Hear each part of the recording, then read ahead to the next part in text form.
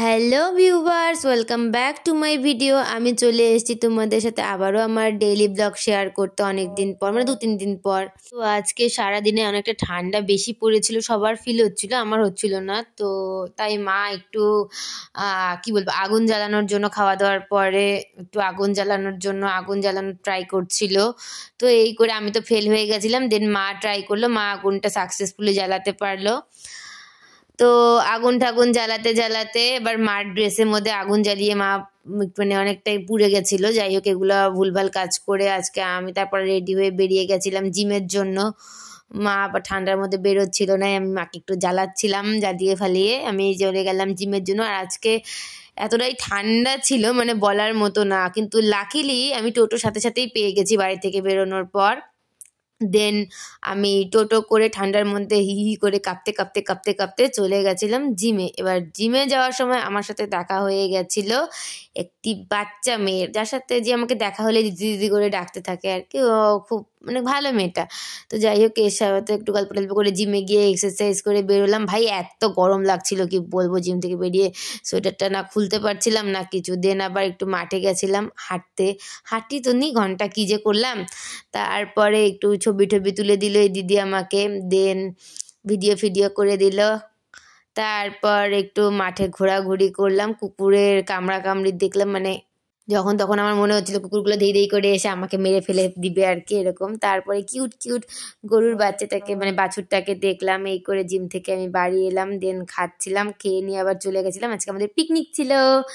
দেন ঠান্ডার first picnic খেলাম সবাই মিলে, ফ্যামিলির লোকজন। তারপর একটু ফার্স্টে গিয়ে একটু সিঙ্গারা খেয়ে কফি খেয়ে নিলাম। দেন এই দিদি রান্না করছিল, তারপর সবাই মিলে একটু ব্যাডমিন্টন খেললাম। দেন আবার রাস্তাতে কম্পিটিশন হচ্ছিল যে কে তাড়াতাড়ি হাঁটতে পারে। তারপরে যে যেরকম পারছিলাম ভুলভাল কাজ করছিলাম। এই দেখো আমার হাতে হাত রাখার পাবলিক। তারপর আমরা সেই মজা করে সবাই মিলে গল্প টল্প করছিলাম, মানে বিশাল মজা করেছি। আর এই ঠান্ডায় হাতগুলো এমন বরফের মতো হয়েছিল যে আমি লাস্টে গিয়ে গ্যাসের পাশে দাঁড়িয়েছিলাম যাতে হাত আমার গরম হয়। আর এই একদম কি বলবো কি করছিলাম। আর আমাদের জোশ দেখেছো ভাই, ঠান্ডার মধ্যে সোয়েটার এক্সচেঞ্জ করছিলাম, মানে এক্সচেঞ্জ করে ফটো তুলতে হবে, মানে কি বলবো ভাই, আলাদাই লেভেলের জোশ ছিল আমাদের। আর এর স্টাইল দেখো। তারপরে আমরা 3 বোন মিলে একটু করছিলাম। আর এই দিদির তো কোনো সেন্সই নেই, মানে আমি যোকে এত ঠান্ডা ঠান্ডা হাতগুলো দিচ্ছিলাম, কি বলবো, মানে কি বলবো এদেরকে, সত্যি কিছু বলার নেই। আর আজকে গাইস এত কুয়াশা পড়েছে, মানে কিচ্ছু দেখা যাচ্ছে না চারদিকে, ক্যামেরায় অতটা আসছে না, বাট সিরিয়াসলি বহুত কুয়াশা পড়েছে। দেন সবাই গল্প টল্প করে বেরোলাম যে বাড়ি যাব করে। তো আমি ভাবলাম আর একটু ফটো টটো তুলি, মানে রাস্তায় কুয়াশার অ্যাস্থেটিক একটু ছবি টবি তুলবো।